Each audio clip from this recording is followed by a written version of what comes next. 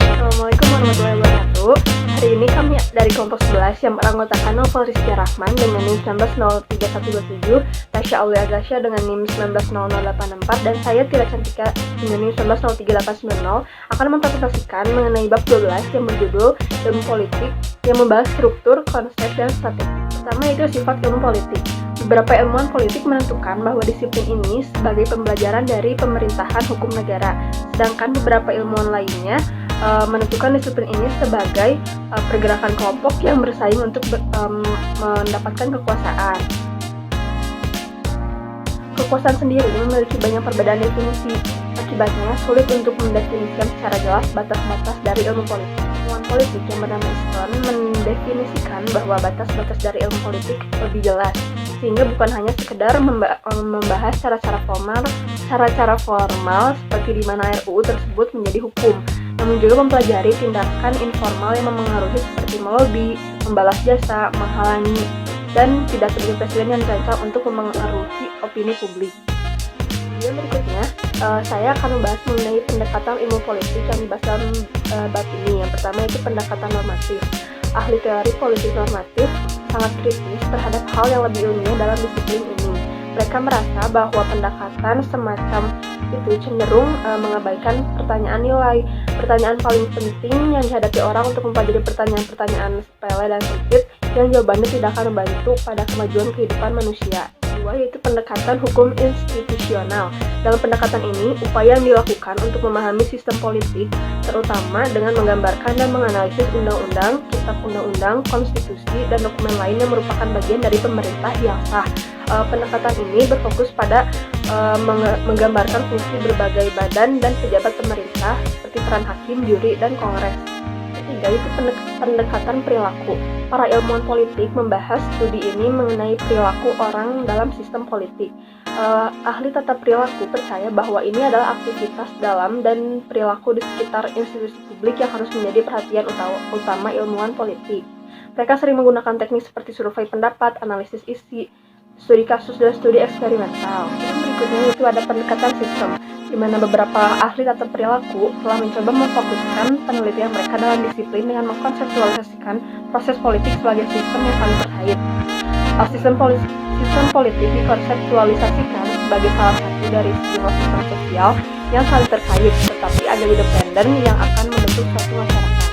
Dan berikutnya kami juga membahas mengenai pergerakan pasca behavioral yang terjadi dalam masyarakat Amerika Serikat pada tahun 1960 sampai 1970-an.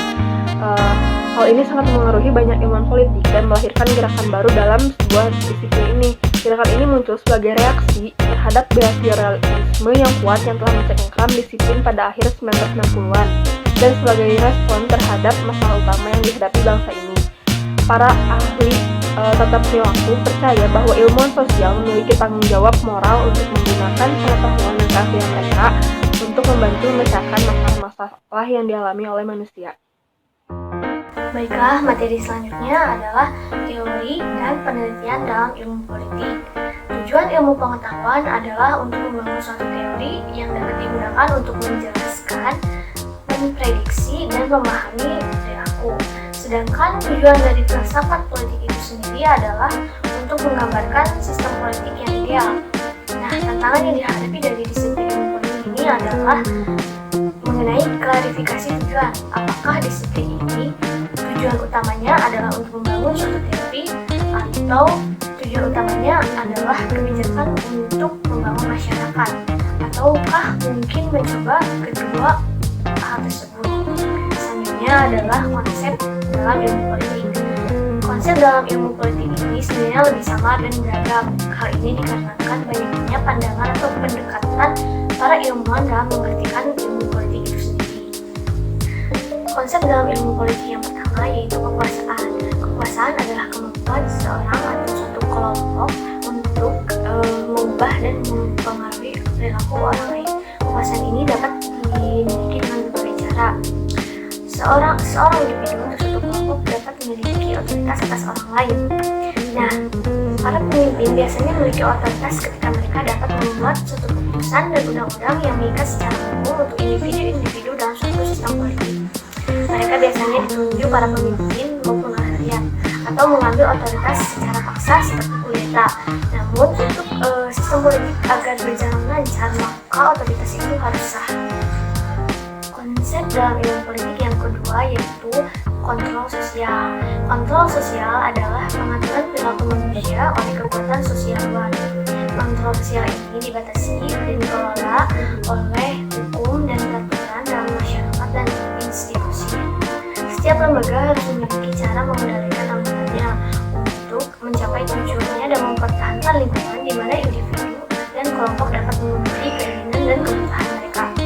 Nah, hukum yang mengatur suatu perilaku dalam masyarakat ini biasanya terdapat dalam dokumen tertulis seperti konstitusi. Konsep dalam ilmu politik yang ketiga yaitu negara. Dalam pendekatan ilmu politik sering didefinisikan sebagai studi pemerintah dan negara. Nah, konsep negara ini sering didefinisikan dalam berbagai pandangan. Kadang-kadang didefinisikan sebagai lembaga yang memiliki tanggung jawab utama untuk menjaga ketertiban sosial, biasanya dalam wilayah yang ditetapkan secara umum. Terkait dengan konsep negara, ada konsep pemerintah. Pemerintah adalah agen negara dan digunakan olehnya untuk mempertahankan kontrol sosial. Konsep dalam ilmu politik yang keempat yaitu kelompok kepentingan. Kelompok kepentingan adalah kumpulan individu yang memiliki tujuan yang sama. Mereka berorganisasi dalam suatu kelompok untuk mencapai tujuan secara efektif. Individu dengan tujuan yang sama masuk ke dalam suatu kelompok kepentingan untuk mempengaruhi badan-badan politik karena mereka menyadari bahwa mereka lebih cenderung mempengaruhi kebijakan lebih efektif dan aktif secara berkelompok dibandingkan bekerja secara sendiri. Kelompok kepentingan kadang-kadang disebut sebagai kelompok penekan. Konsep dalam ilmu politik yang kelima yaitu sosialisasi politik.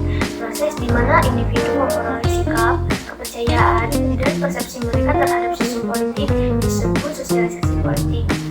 Ilmuwan politik dengan pendekatan perilaku menunjukkan minat besar pada konsep ini. Penelitian mereka menunjukkan bahwa dari sekian banyak institusi yang mempengaruhi sikap anak terhadap sistem politik, keluarga adalah yang paling utama. Seseorang biasanya adalah anggota partai atau mempercayai suatu politik yang sama dengan orang tua mereka. Konsep dalam ilmu politik yang terakhir yaitu partisipasi politik. Partisipasi politik adalah tindakan warga negara pribadi yang dengannya mereka berusaha mempengaruhi dan mendukung pemerintah dan politik. Para ilmuwan politik menyusun partisipasi politik ini bukan hanya sekedar kegiatan pemilihan dan lobby, namun juga kegiatan seperti kampanye, menghadiri pertemuan politik, dan mencalonkan diri untuk jabatan. Para ilmuwan politik melakukan penelitian ini untuk menunjukkan faktor mana yang lebih erat kaitannya dengan keterlibatan politik, entah itu faktor pribadi, sosial maupun ekonomi. Nah, sekian penjelasan dari saya, kemudian akan dilanjutkan kembali oleh teman saya. Baik, assalamualaikum warahmatullahi wabarakatuh. Saya Naufal di sini akan melanjutkan presentasi yang tadi telah disampaikan oleh Tira dan juga Tasya di buku Teaching Strategies for the Social Studies. Kita membahas bab 12 ya. Oke, selanjutnya saya akan menjelaskan subbab berikutnya yang sebelumnya telah disampaikan oleh Tasya. Nah, ini mengenai generalisasi ilmu pengetahuan politik. Nah, dari ilmu pengetahuan politik ini ada hal-hal yang generalnya di sini. Salah satunya ada kontrol sosial, pemerintah, kelompok kepentingan, otoritas, dan kepemimpinan. Oke, kita akan bahas satu persatu ya. Yang pertama ini adalah kontrol sosial. Jadi dari ilmu politik ini ya ada yang namanya kontrol sosial, di mana di setiap masyarakat ataupun lembaga ini terdapat peraturan dan hukum yang dibentuk untuk mengatur perilaku individu. Jadi dalam artian di sini masyarakat maupun lembaga ini tidak boleh sewenang-wenang berada di suatu negara. Ini harus diatur oleh hukum yang telah dibentuk. Individu ini biasanya mengalami beberapa bentuk hukuman ketika pihak berwenang menangkap mereka sedang melanggar hukum. intinya dari kontrol sosial ini kita bisa mengatur masyarakat agar tidak melakukan hal-hal yang melanggar hukum. Jadi masyarakat di sini dikontrol. Kemudian ada pemerintah. Nah, di dalam setiap masyarakat beberapa individu atau kelompok diberi wewenang untuk membuat keputusan yang mengikat dan mengalokasikan nilai-nilai. Nah, di sini pemerintah juga bisa ya menerapkan jenis sistem politik yang dia gunakan di berbagai masyarakat untuk menentukan kebijakan publik gitu ya. Jadi kebijakan politik yang diberlakukan di kota itu misalnya berbeda dengan yang di kabupaten. Misalnya ada kebijakan-kebijakan yang berbeda yang diputuskan oleh pemerintah tersebut. Oke, selanjutnya ini ada kelompok kepentingan. Nah, kelompok kepentingan ini berupaya untuk mengaruhi pembuatan kebijakan publik. Nah, salah satu contohnya di mana yang namanya perwakilan gitu ya, ataupun pejabat-pejabat baik itu eksekutif dan legislatif ini membawa kepentingan kelompok ya, bisa dari partai dia membawa kepentingan kelompoknya, atau bisa dari ormas-ormas. Nah, si kelompok kepentingan ini tuh yakin gitu ya bahwa kebijakan semacam itu akan mempengaruhi tujuan mereka gitu. Jadi kebijakan apapun akan mempengaruhi kelompok-kelompok kepentingan gitu ya. Individu dan kelompok menggunakan metode ekstrim untuk mengubah kebijakan publik ketika mereka percaya bahwa pihak berwenang tidak responsif ya. Jadi misalnya mereka si kelompok ini yang memiliki kepentingan menuntut sesuatu terhadap pemerintah, tapi tidak direspon ya dengan baik, maka yang terjadi ya akan terjadi demo besar-besaran. Biasanya seperti itu, seperti contoh saat waktu kenaikan BBM atau saat 98 terjadi, di mana kelompok-kelompok kepentingan gitu ya, masyarakat ya, hampir seluruh rakyat Indonesia ini menuntut ini dan itu, ternyata responnya tidak baik gitu, sehingga mereka melakukan kerusuhan juga terhadap pemerintah juga, dan kerusuhannya itu terjadi dengan aparat juga.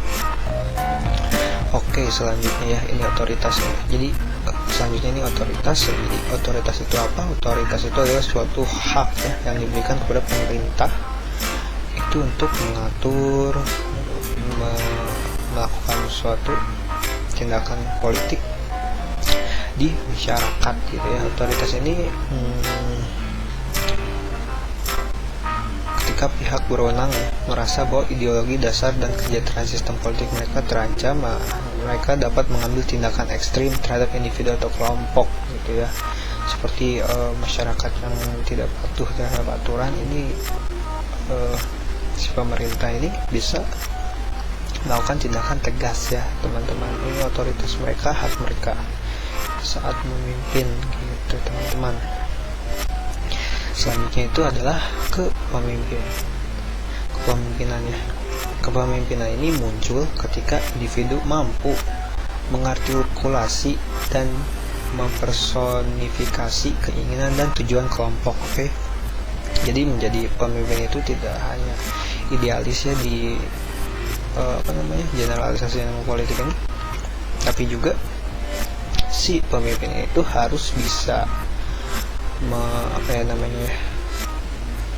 mempersonifikasi keinginan dan tujuan kelompok. Jadi tidak hanya saya ingin menjadi pemimpin karena saya ingin ini itu, tidak, tapi juga pasti ada tujuan dari kelompoknya tersebut, makanya dia diberi kepercayaan untuk memimpin.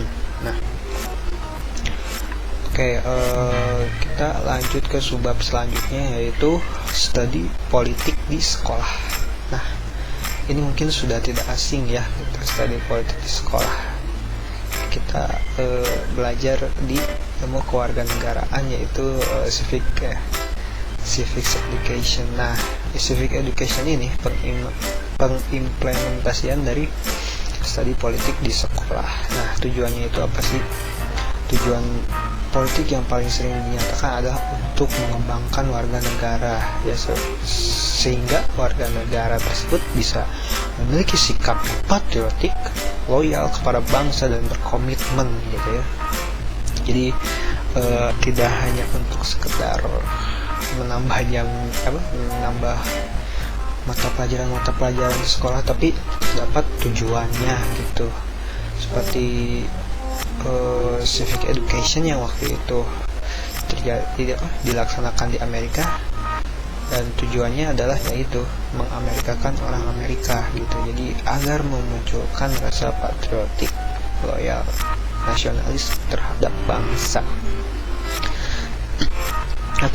Tujuan utama pendidikan politik adalah membantu siswa berkembang juga ya, patriotisme reflektif dan menjadi aktor warga negara yang bijaksana.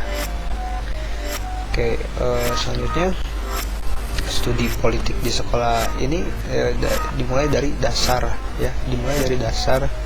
Yang pertama juga gitu ya, harus menentukan perilaku politik menentukan perilaku politiknya gitu ya. Jadi tidak hanya belajar, juga mereka harus paham gitu, mereka sebagai siswa sekolah dasar tuh harus seperti apa sih, siswa menengah gitu ya, siswa sekolah dasar dan siswa menengah pertama juga mereka harus tahu gitu, sebagai siswa mereka harus apa sih yang harus mereka kembangkan gitu. Kalau misal contoh saat saya waktu dulu SD adalah sikap gotong royong ya, teman-teman itu harus dikembangkan gitu ya. Jadi itulah gitu ya tujuan dari studi politik di sekolah gitu ya, untuk mengembangkan patriotisme anak-anak sekolah juga. Jadi sekiannya, segitu saja yang bisa saya sampaikan. Mohon maaf bila ada kesalahan. Sekian, terima kasih. Wassalamualaikum warahmatullahi wabarakatuh.